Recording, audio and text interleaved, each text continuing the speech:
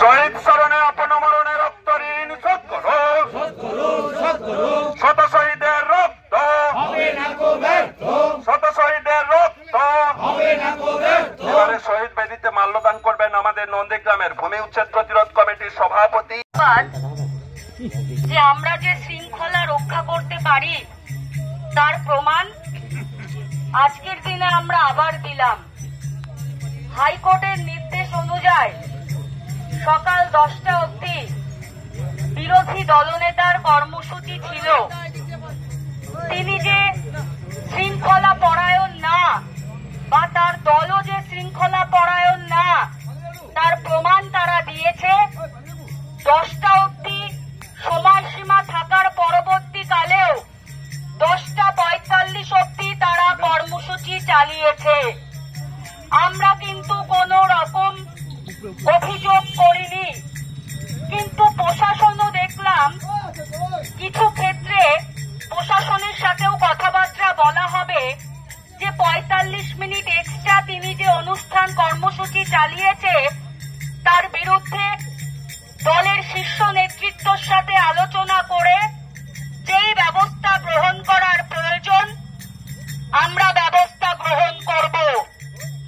14ই March যারা বর্ষতা স্বীকার করেনি তাদের উপর যেই অত্যাচার চালিয়েছিল হারমাত বাহিনী, তাদের ক্যাডার বাহিনী দিয়ে, যাদের হাতে এখনো আমার সেই 14 জন সৈনিকের রক্ত লেগে আছে, বিরোধী দলনেতা মীর জাফর তাদের এই শহীদ মঞ্চে এনে শহীদ মঞ্চকে কুলসিত করেছে, তাদের হাত দিয়ে পুষ্প প্রদান করিয়েছে।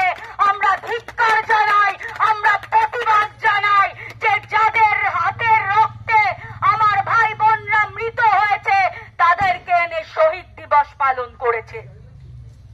আমরা তৃণমূল কংগ্রেস নেত্রী মমতা বলেন না, আকাশ থেকে মাটিতে পড়ে মমতা ব্যানার্জি তৈরি হয়নি। দীর্ঘ লড়াই আন্দোলনের মধ্য দিয়ে বাংলার মানুষের আশীর্বাদ নিয়ে আজকে মমতা বন্দ্যোপাধ্যায় বাংলার মুখ্যমন্ত্রী।